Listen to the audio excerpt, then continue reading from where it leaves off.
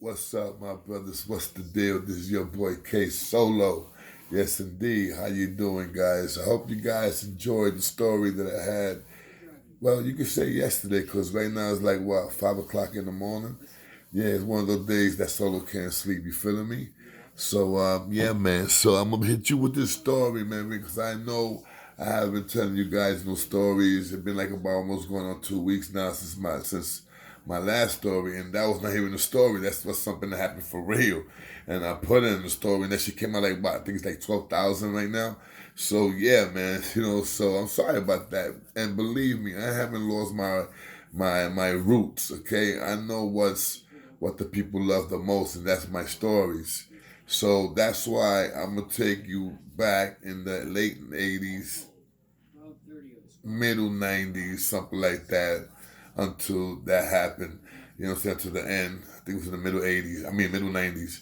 So this story, once again,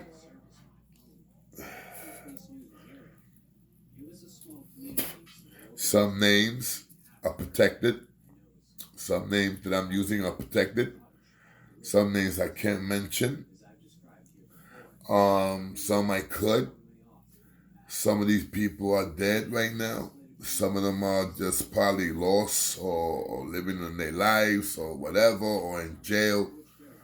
Um, a lot of the people that was down for this shit, mostly all of them, got locked up eventually for the story I'm about to tell you right now, guys.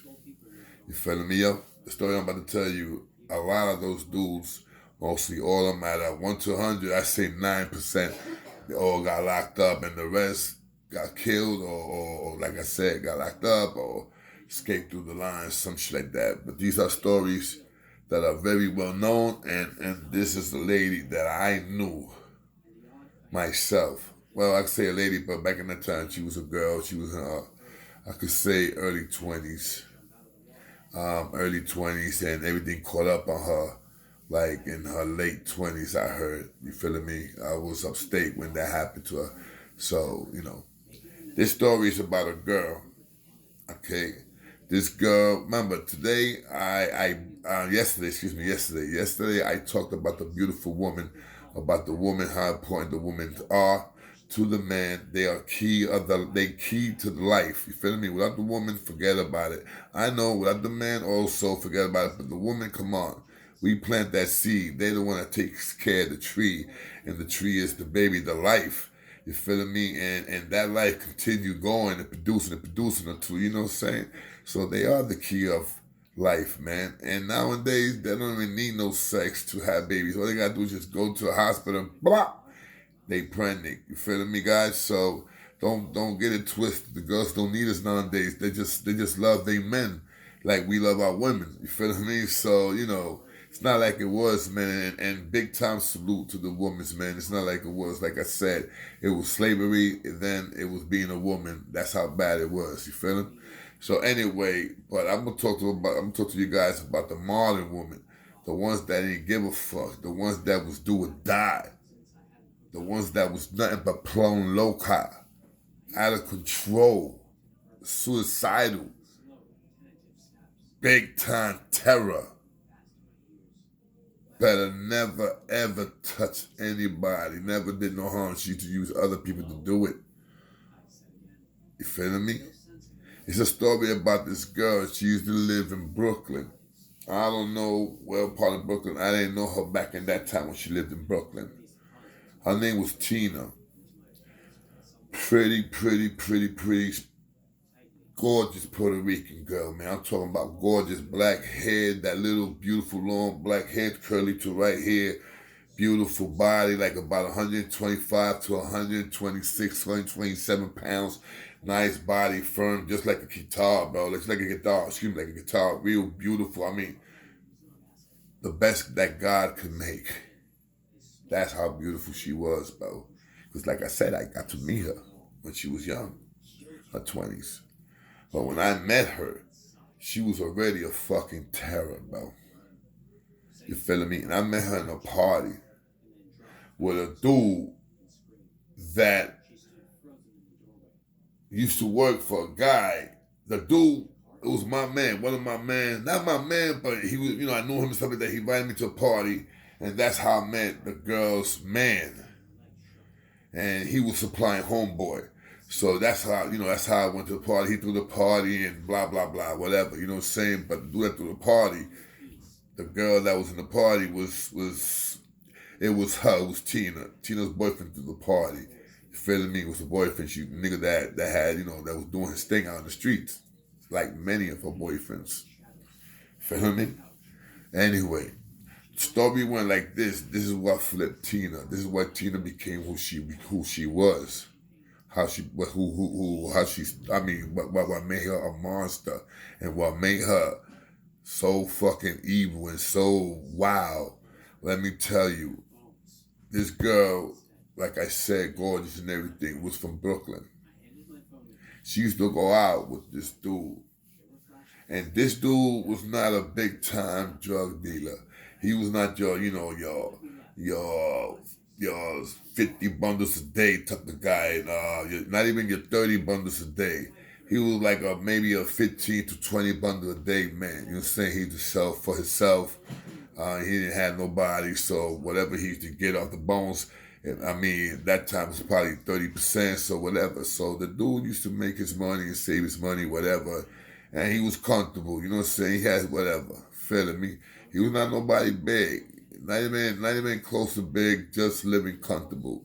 Enough to pay the rent, enough to buy a pair of sneakers here and there, buy some chains, and already buy your girl shit, because remember, she was bad, she was gorgeous, you had to. Now anyway, the story is that this dude was playing her. He was her first man. I'm talking about first man ever, bro. First man ever. He was the one that who blessed that and blah, blah, blah. You feeling me? So the story was that he got in a crib with her.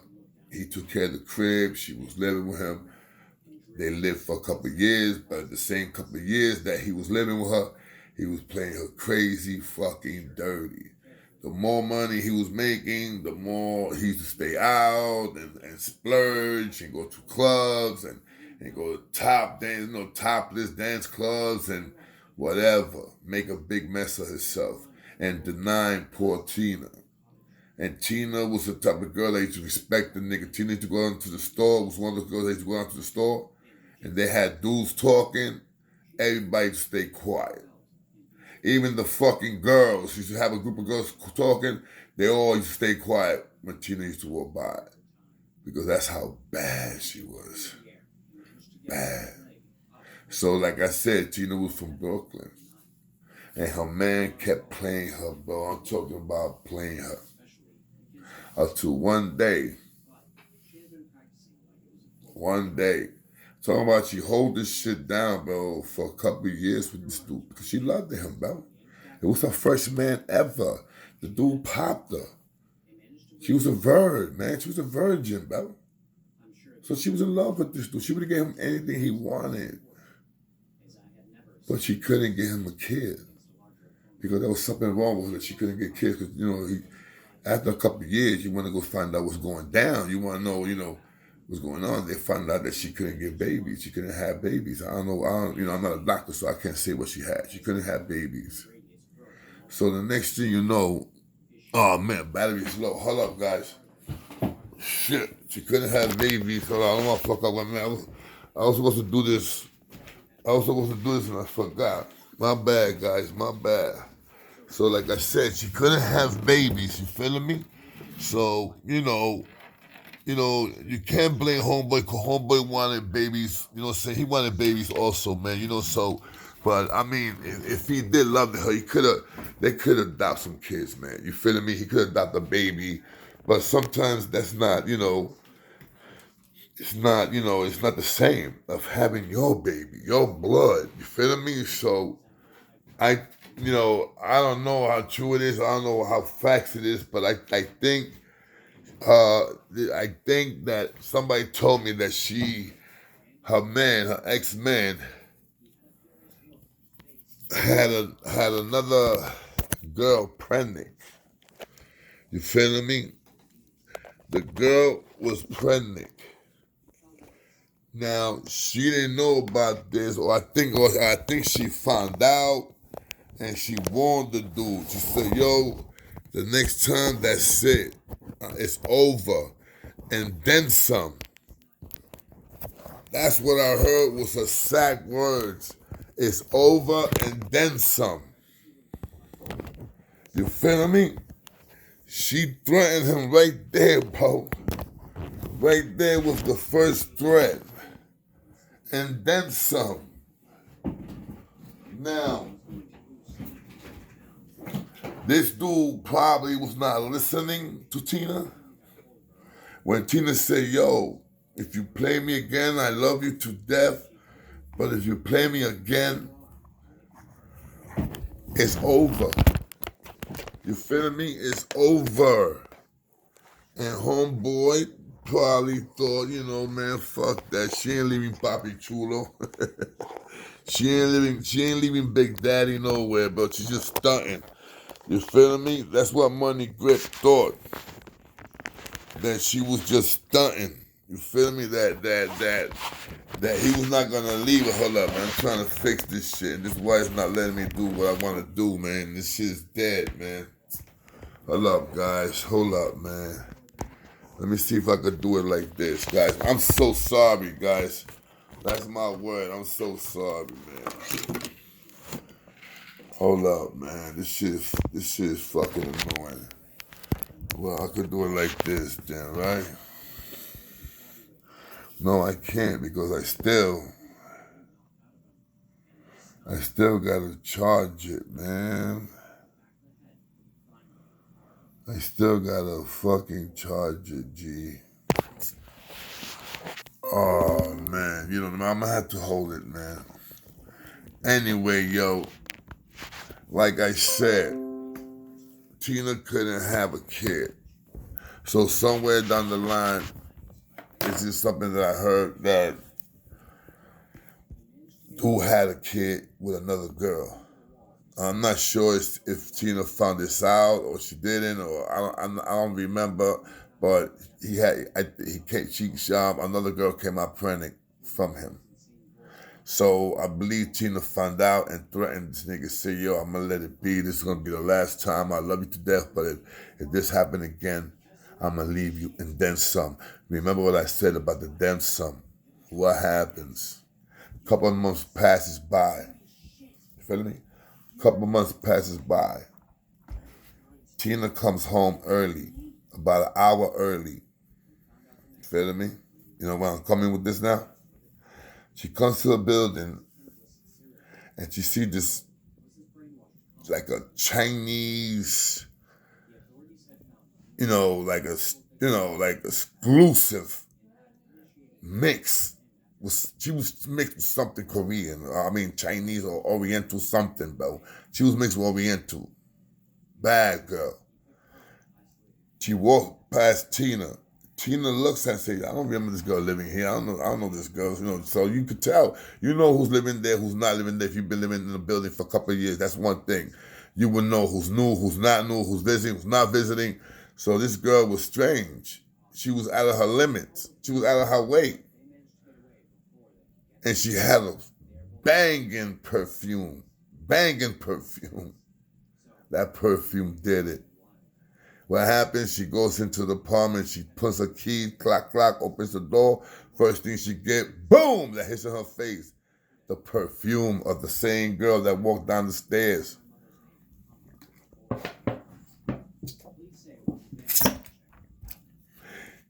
Tina goes to the bedroom. Dookie is fixing the bed. Tina said, "Yo, why you fixing the bed? Blah, blah, blah." So I heard that she started breaking that dude.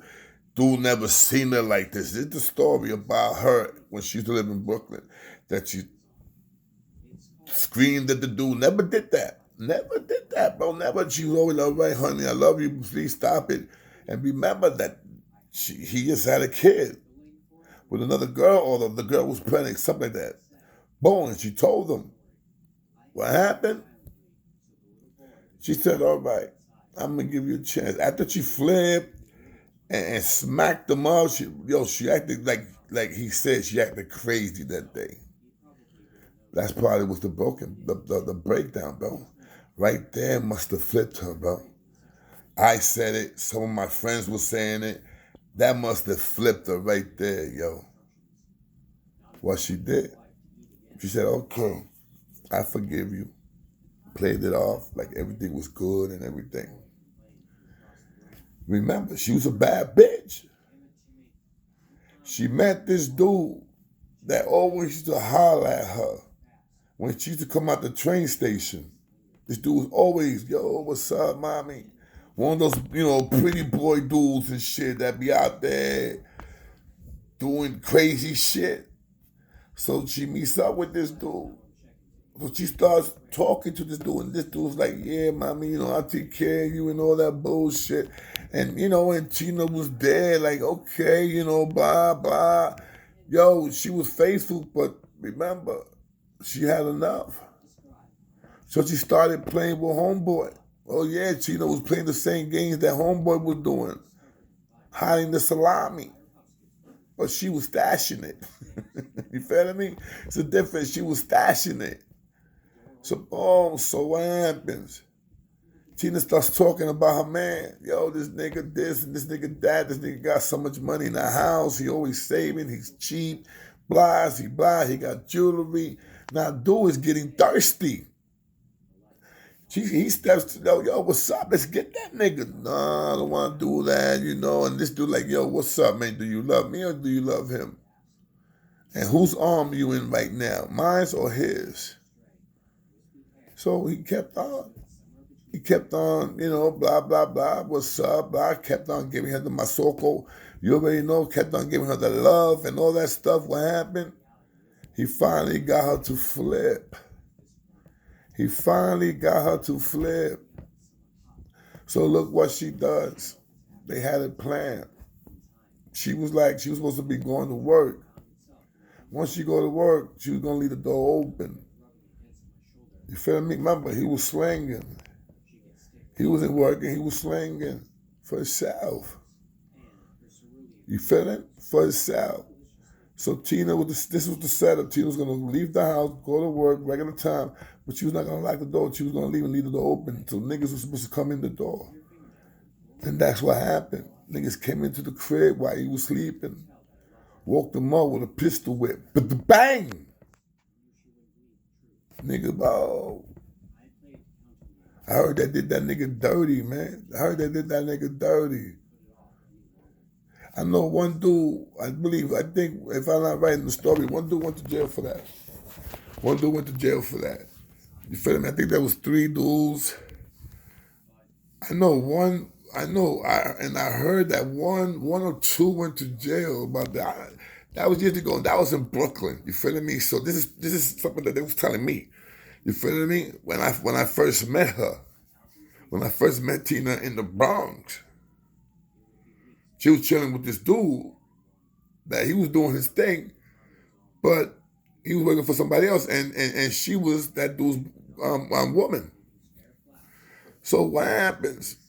After all that shit, boom, they went in the crib, got him for like about 30, 40 G's. His jewelry, about another 10 G's. Her jewelry supposed to make believe. Another 10, say another 2, so that's like about 30, 40, 42,000. You feel me? Like 42,000, and they did him dirty. She went home, blah, blah, blah, blah. Called police, told them what happened, and, saying she set it up, but, they didn't know. They believed her, whatever the fuck.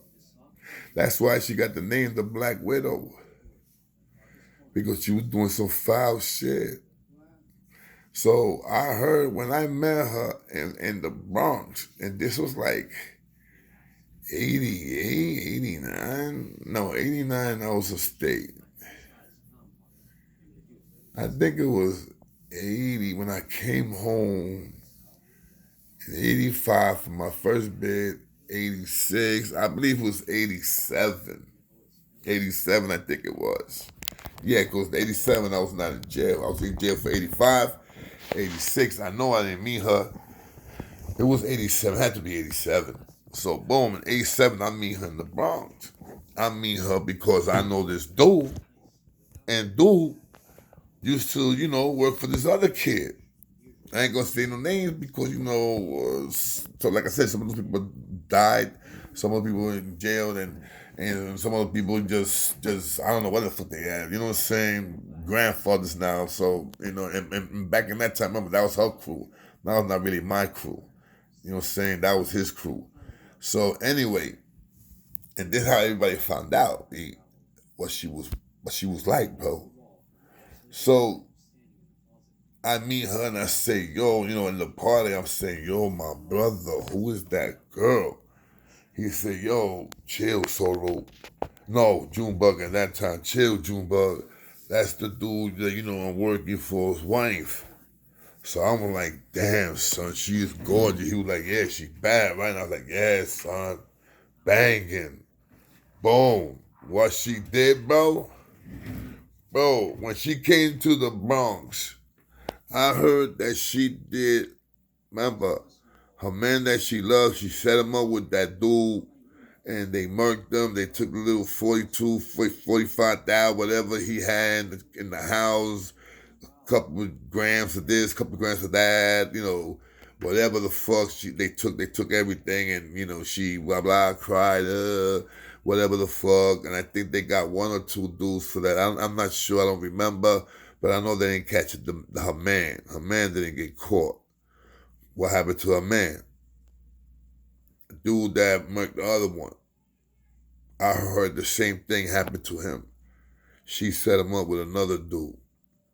Son, this girl was just going crazy. I heard when she came to the Bronx, she had like about 3 or 4 victims already. She had like 3 or 4 victims, so that's why she came to the Bronx, to get away from Brooklyn. But she should have got away a little farther into the Bronx, because they caught her in the middle 90s. I don't know why I was locked up. I heard about that shit when I was in Collins. I think I heard of that shit like in 88. Oh, yeah, I think it was in 88 when I heard about that. That what they did to Tina. You feel me? And check this out, bro. My man boy, the one that was hitting him off, he got murked also. On some surprise robbery stick up in a gas station on his way home with Tina. It was like everywhere, every dude that this girl was chatting with was dying violently, bro. Like I said, the dude that I met, that his homeboy was hitting him off, that I went to the party with, that's how I met Tina. That dude was stuck up in a gas station that he always stops every time he comes home. It was like they waited for him. Murked him something ugly, babe. Took him to his crib, and once again, she was not in the crib. Nobody didn't even know who the fuck was she, bro, because she's not chill with him like that. She only used to go at nighttime and break out right there. She always had somebody picking her up, and that was the next dude, the next victim, and it was something about drug dealers that she got to, I think it was like 7 or 8 dudes before they got to her. And how they got to her, they recognized her, bro, in a fucking club, bro, that she was going out with some dude in Brooklyn, and that dude wind up getting murked. The same thing, a robbery in his crib, blah, blah, blah. Boom, they told whoever, the dude that found that knew about this, about her, knew the boyfriend that she was seeing at that time, told him, yo, blah, blah, blah, blah, blah, bro, I know this girl. There's rumors about her, B. Every fucking guy she goes out with fucking winds up twisted. And they all be making money on the streets. And she said, yo, and homeboy said, yo, you fit the fucking part. You fit the part, bro.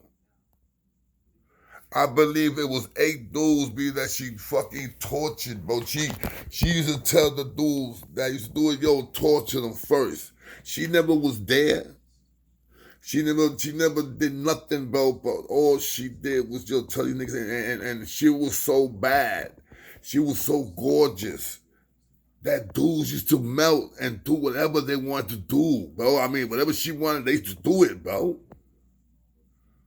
That she had that fucking possessed thought, though, B. She probably had that possessed thought, though, but once you hit that shit, you turn possessed, bro. That's what she had, kid. Up to that day, bro, when in the day in the club, when that dude recognized her, homeboy came, took her to the house, B. Son, I heard that homeboy got locked up.